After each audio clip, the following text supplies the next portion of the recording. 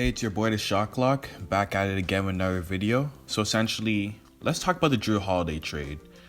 Before we get into it, don't forget to like, subscribe, and hit that notification bell down below. Now let's get right into it. So essentially, the Pelicans acquired George Hill, Eric Bledsoe, and 3 first-round picks plus 2 swap picks for Jrue Holiday. This was a blockbuster trade to begin with, but let's take a look at the sides of the deal for both teams. The way I see it, if the Bucks make the finals and Giannis re-signs, it's a win. But if they don't, it's a loss. This trade is definitely a risky one, but sometimes it pays off. For example, Kawhi Leonard to the Raptors for DeMar DeRozan. People said he was a one-year rental. Raptors made a huge mistake, but guess what? Toronto ended up winning the championship. And although Kawhi did leave in free agency, Toronto definitely won that trade.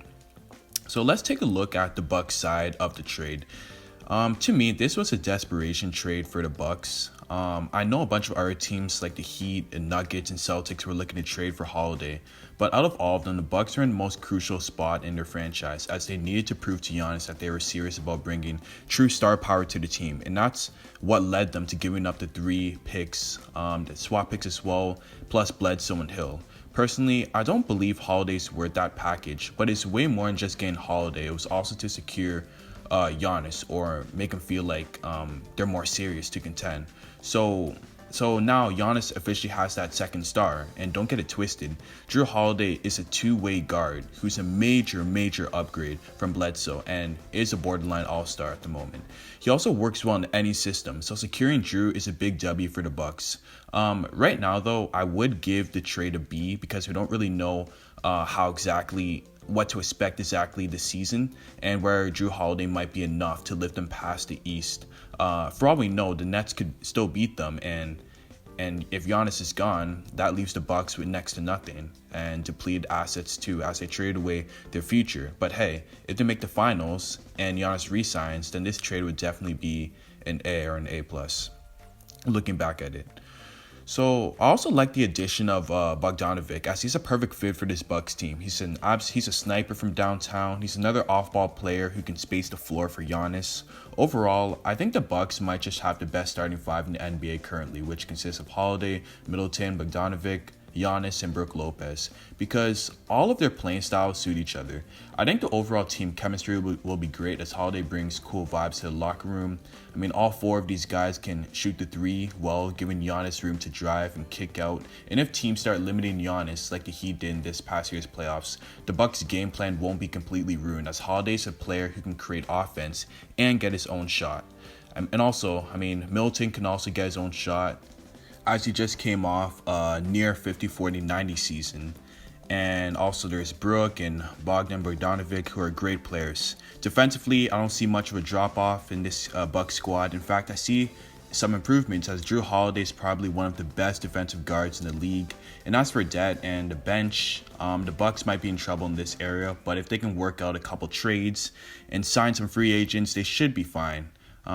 To be honest, I feel like depth is slowly getting overrated in the NBA, as come playoff time, the rotation usually revolves around 7 to 8 players, and the stars take over a whole lot more. So all in all, credit to the Bucks. They went out, they made some great trades. Now they got better pieces, but at the end of the day, it's all about winning in the playoffs to convince Giannis to stay, or this would all be in vain. Now let's look at the Pelicans side of it. Well, you definitely know they're prioritizing having a winning culture in the future and being a title contender very soon. They got 3 first-round picks and 2 swap picks, and Hill and Bledsoe for Holiday, leaving people saying the Bucks might have got fleeced in this deal. As a Pelicans fan, you should definitely be optimistic about this trade, particularly about the picks. I mean, that's crazy. In further detail, they got a 2020 first-round pick via Indiana, a 2024 right to swap, a 2025 first-round unprotected pick, a 2026 right to swap, and a 2027 first-round unprotected. I mean, they're set for the future, man. They can even use these picks as quality assets in trades right now, or maybe they want to trade up in the draft. So they definitely have that versatility on the market right now. Maybe they can use these picks to get their center that they so desperately need. I know many people want the Pelicans to get a win-now player for Holiday, but let's be honest, the Pelicans are not winning a championship this year or next year for the most part. The West is way too stacked for them to be title contenders as of right now. So Do I think they can make the playoffs though? Well, yeah, but win a title, definitely not. So back to the trade. Overall, I give the Pelicans an A on this one. David Griffin pulled a Sam Presti on this one and almost got a similar package for Jrue that he got for AD last year. In terms of the future, the Pelicans and Thunder are set. But as of right now, I feel like the Pelicans need to make some drastic roster changes, either by trading up in the draft or getting players on the market right now. For starters, the overall construction of the team is weird as they have like 500 guards right now. I mean, there's Lonzo Ball, JJ Redick, Josh Hart, Frank Jackson, Alexander Walker, Etuan Moore, and Bledsoe, and Hill. Some of these people need to get traded or released because this is just absurd. I'm guessing the Pelicans are not too keen on keeping Bledsoe, so maybe he can be used to get a defensive wing or center. Or who knows, maybe Lonzo could go. I mean, I'm hoping the Pelicans don't break up the Lonzo and Zion duo, but based on how he played in the bubble and with all these guards, it's probably a 50-50 chance he might go. I mean, their teams start looking for him. I'm hearing the Knicks might be keen on trading for Lonzo if the whole trade for Westbrook doesn't work out. He could also go to Clippers too. They're looking for a playmaking point guard, and Lonzo fits that description perfectly. And he's also a great defender, so he won't be much of a drop off from Beverly. In fact, he might just be an improvement defensively to Beverly. So yeah, although the Pelicans have set themselves up to be a great team in the future, they have many apparent problems with the roster as of right now, so that must be fixed before the start of the season.